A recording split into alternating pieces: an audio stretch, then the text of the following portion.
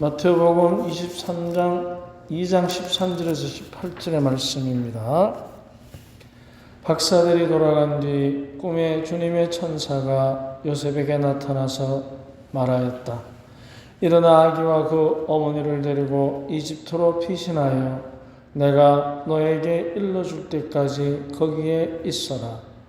헤로데가 아기를 찾아 없애버리려고 한다. 요셉은 일어나 밤에 아기와 그 어머니를 데리고 이집트로 가서 헤로데가 죽을 때까지 거기에 있었다. 주님께서 예언자를 통하여 내가 내 아들을 이집트에서 불러내었다 하신 말씀이 이루어지려고 그리 된 것이다. 그때 헤로데는 박사들에게 속은 것을 알고 크게 화를 내었다. 그리고 사람들을 보내어 박사들에게서 정확히 알아낸 시간을 기준으로 베들레헴과 그 온 일대에 사는 2살 이하의 사내 아이들을 모조리 죽여버렸다. 그래야 예레미야 예언자를 통하여 하신 말씀이 이루어졌다. 라마에서 소리가 들린다. 울음소리가 애끓는 통곡소리. 라헬이 자식을 잃고 운다. 자식들이 없으니 위로도 마다한다. 주님의 말씀입니다. 그리스도님 참여합니다.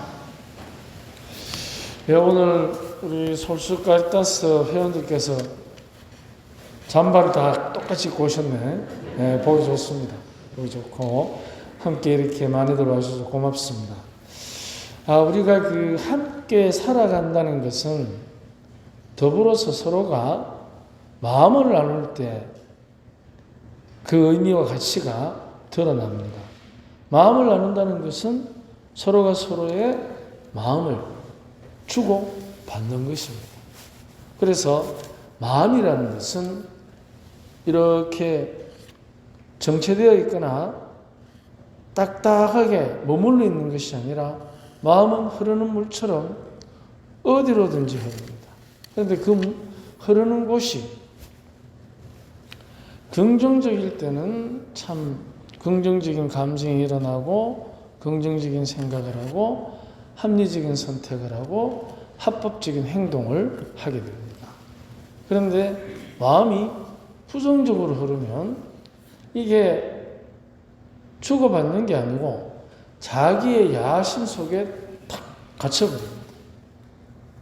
그걸 우리는 자기 생각 속에 갇힌다고도 표현하는데 자기의 야심, 욕심 속에 자기 마음이 탁 갇혀버리면 홀로 살아야 됩니다. 그러면 홀로 우리가 살 수 있느냐? 혼자서는 못 삽니다. 같이 살아야 되기 때문에. 그러면 어떻게 하느냐? 자기 야심에 자기 마음이 탁 갇혀버리면 다른 사람들을 자꾸만 자기 쪽으로 끌어들이려고 합니다. 다른 사람을 자기 쪽으로 끌어들이다 보면 다른 사람의 장점이 먼저 보이겠습니까? 단점이 먼저 보이겠습니까? 그렇겠죠? 다들 경험이 있죠? 네. 단점이 먼저 보입니다. 그러면 단점이 먼저 보이면 그 사람을 어떻게 하겠습니까?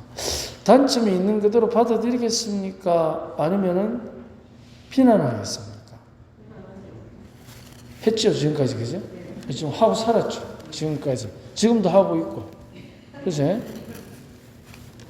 바로 그게 우리들의 마음이 부정적으로 흐르면 그래 됩니다. 그게 바로 자기중심적으로 이기적인 마음이 될 때 일어나는 것인데, 그러면 남을 비난하면은 단점이 보일 때 비난한다는 것은 다른 사람을 받아들인다는 것입니까? 아니면 경계한다는 것입니까? 경계하는 것입니다. 왜냐? 많은 경우에 단점이 먼저 보이는 사람은 우선 자기보다 잘난 사람입니다. 대부분. 자기보다 이기적인 마음을 갖고 있을 때 자기보다 못하다고 여기는 사람은 얕잡아 봅니다. 단점이고 장점이 간에 얕잡아 봅니다. 그런데 단점이 먼저 보이는 사람은 대부분이 자기보다 낫다고 여기는 사람입니다. 근데 사람이 낫고 못낫고는 누가 판단합니까? 다른 사람이 판단합니까? 자기가 판단합니까? 시험에 떨어지면은 잘난 사람입니까? 못난 사람입니까? 이도 저도 아닙니다. 공부하는 사람입니다. 그런데 우리는 대부분 내가 잘났고 못났고를 남이 판단하는 겁니다. 그렇지 않습니다. 자기가 판단합니다. 자기가 판단해서 자기가 잘났으면 잘난 사람이에요. 그런데 우리는 대부분 자기를 잘났다고 생각하는데 반면에 남이 인정해주지 않으면 열받습니다. 그리고 인정해주지 않는 그 사람을 비난합니다. 그래서 자기 스스로가 자기를 계속해서 움츠려들게 만듭니다. 자격지심이 생기는 것입니다. 자, 그렇다면 긍정적인 마음을 가지고 자격지심이 아니라 정말 자신감을 갖고 행복하게 사는 사람. 그 사람에게 나타나는 것은 남의 단점은 이해하고 장점은 칭찬하게 됩니다. 그래서 자기 스스로가 좋은 사람이 됩니다. 함께 있고 싶은 사람. 그런데 자격지심이 강한 사람은 오늘 복음에 나오는 헤로드처럼 힘없는 아이들을 죽일 수도 있습니다. 여기서 우리 잠깐 묵상해 보면 왜 예수 하느님께서는 그 어린아이들이 그렇게 죽어 나가도록 내버려 두셨을까? 그런 생각하는 사람도 많으실 겁니다. 그러면은 여러분 가정에서 자녀가 태어날 때 하느님한테 허락받고 임신합니까?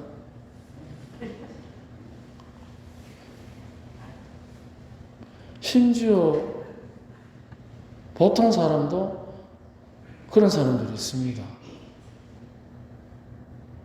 헤로데처럼 없애버리는 사람도 있습니다. 그래서 우리는 그걸 건절합니다. 근데 문제는 하느님께서도 헤로데가 사람을 죽일 정도의 자격지심이 강한 그 옹졸함을 그 본인이 선택하기 때문에 그 마음을 꺾을 수는 없습니다. 왜냐하면 그에게 자유를 주셨기 때문에.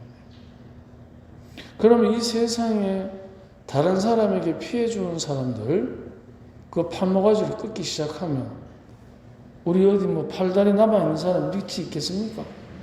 손 한번 들어보세요.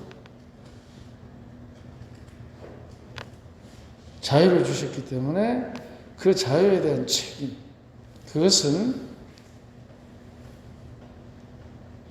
책임은 그 본인이 질 수도 있겠지만 하나 그 책임질 정도의 악한 일들의 악한 영향은 주변의 사람들이 다 받습니다.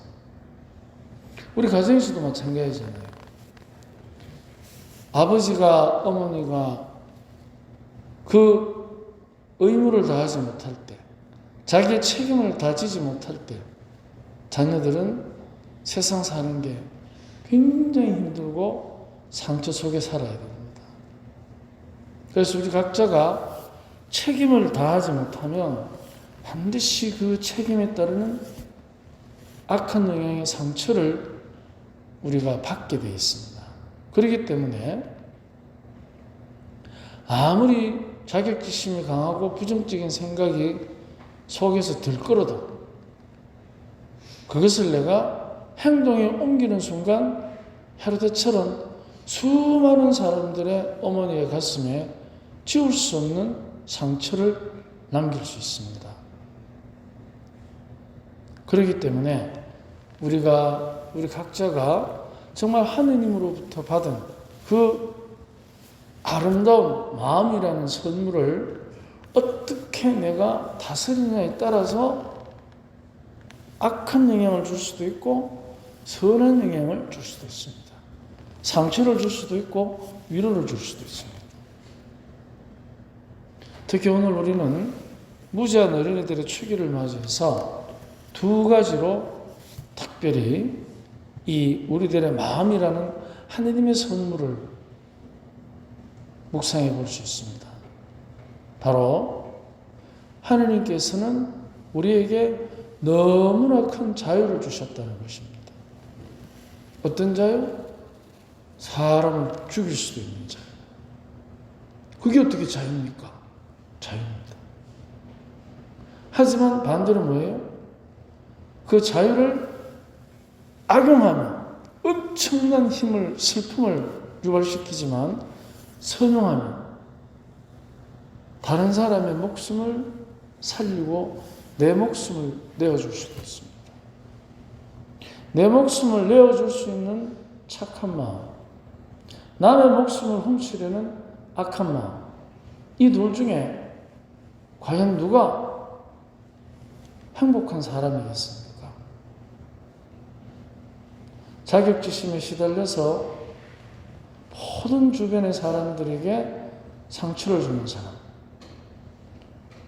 하느님께서 주신 마음이라는 그 엄청난 선물을 행복하게 자신감을 가지고 다른 사람들을 위해서 선용하는 사람. 과연 우리는 어느 길을 가야 하는지는 분명히 알고 있습니다. 하지만 그 가야 할 길을 가지 않는 사람들이 우리 주변에는 생각보다 많습니다. 그래서 우리는 예기치 못한 상처, 생각하지 못한 재앙, 상상할 수 없는 엄청난 범죄의 악영향들을 우리는 받고 있습니다. 어떻게 살아야 하는지는 하지만 우리는 또 한 가지 우리를 자유롭게 만들어주신 하느님의 그 엄청난 선물을 항상 마치 도둑맞는 것처럼 죄를 지을지라도 스스로를 욕심을 채우려는 사람들도 우리는 그 유혹을 받습니다. 그래서 우리는 그 악한 유혹에서부터 벗어나도록 항상 우리는 기도합니다. 악에서 구하소서. 오늘도 우리는 선한 사람도 충분히 행복할 수 있는데도 불구하고 악한 영향을 미치는 주변의 많은 악영향들을 볼 것입니다.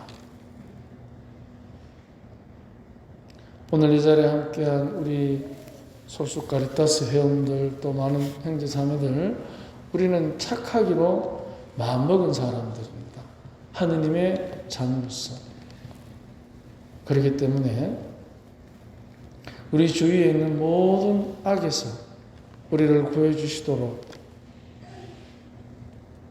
특별히 오늘 무지한 어린이 순교 축일을 맞이해서 우리의 자녀들이 하느님의 거룩하신 도우심으로 정말 악에 물들지 않도록 한 마음으로 선한 사람답게 기도하고 또 선한 일을 하면 좋겠습니다. 오늘 하루 우리 모두 하느님의 자녀로 선한 행복을 누리도록 청합시다. 아멘.